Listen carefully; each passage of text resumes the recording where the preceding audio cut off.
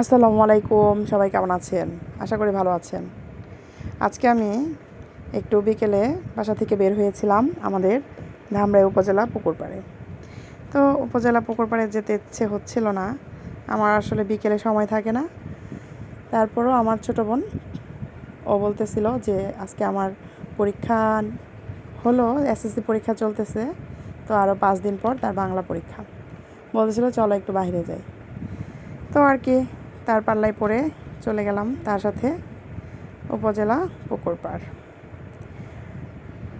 আসলে এত ব্যস্ত সময় যাচ্ছে এখন কয়েকটা দিন যাবৎ, আপনারা অনেকেই ভাববেন আপনাদের কমেন্টে সময় মতো লাইক কমেন্ট করতে পারি না, তার জন্য আন্তরিকভাবে দুঃখিত।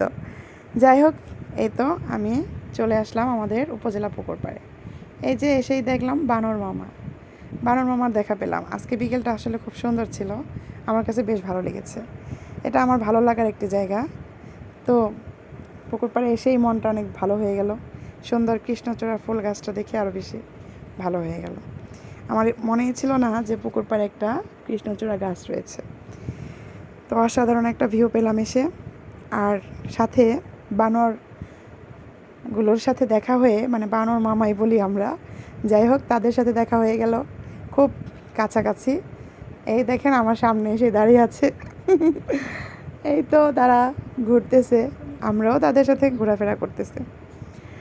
এই যে আমি একটু হাঁটতেছিলাম আমাদের পুকুর পাড়ে। আমি এখানে সকালবেলা হাঁটাহাঁটি করি মাঝে মাঝে, তবে আমি 1 থেকে 2 বছর যাবৎ নিয়মিত কখনোই হাঁটতে আসি না, হঠাৎ আসি। এখানকার সকালের মানুষগুলো আমার পরিচিত, অনেকেই মানে বুঝে যে আমি আসতাম আগে হাঁটতে। তো ওনারা জিজ্ঞেস করে আপনি ভালো আছেন কিনা, অনেকে অনেক সময় জিজ্ঞেস করে আপনি আসেন না এখন।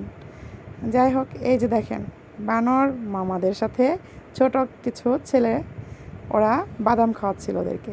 তো ওদের সাথে বসেই তারা বাদাম খাওয়াচ্ছিল। আমি ওদেরকে বললাম, তুমি যেভাবে বাদাম খাওয়াচ্ছ তোমার কিন্তু হাত ধরবে, আর অনেকগুলো বানর একসাথে চলে আসবে দৌড়িয়ে। তো আমি দূর থেকে দেখতেছিলাম আর একটা বানর দৌড় দিয়ে চলে আসছে তাদের কাছে। তো আমি বললাম, তুমি এখন চলে যাও, তাহলে তোমাকে কিছু একটা করবে। তো যাই হোক, সে চলে গেল। এখন আমরাও সামনের দিকে একটু হাঁটতেছি। আমার হাতে একদমই সময় নেই, কারণ আমার বিকেলবেলা আমার স্টুডেন্ট আসে বাসায়। আমাকে আসলে একদমই আমি সময় পাই না, কয়েকটা দিন যাবৎ আরও বেশি ব্যস্ত হয়ে গিয়েছে।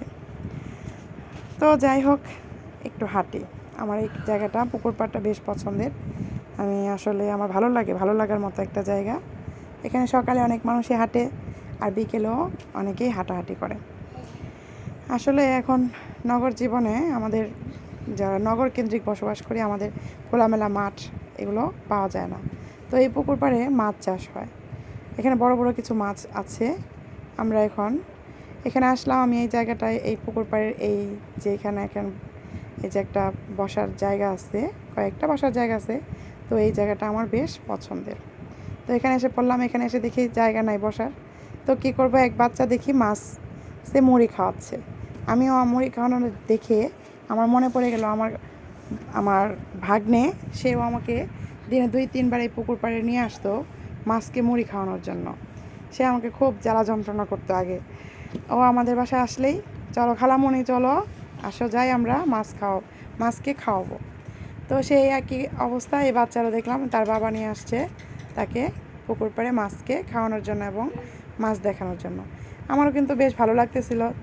আমরা 2 বোনই কিন্তু দেখতেছিলাম তার মাছ খাওয়ানো, এবং তাকে আমরা আরও উৎসাহিত করতেছিলাম। আর আমিও সাথে সাথে ভিডিওটা করে নিলাম। তো দুজনেরই আমাদের লাভ হলো। যাই হোক, মাছগুলো কিন্তু বেশ সুন্দর ছিল। এখানে রুই মাছ ছিল, তেলাপিয়া মাছ, আর এখানে চিতল মাছ আছে। আর সাথে একটা সাপ দেখেছিলাম, কিন্তু ওটা দেখাতে পারিনি। তো আমি এখন এখানে আসলে আমরা দুলাল মামার ফুচকা হাউজে না এসে পারি না। তো দুলাল মামা একটা অসুস্থতা হয়েছে শুনলাম।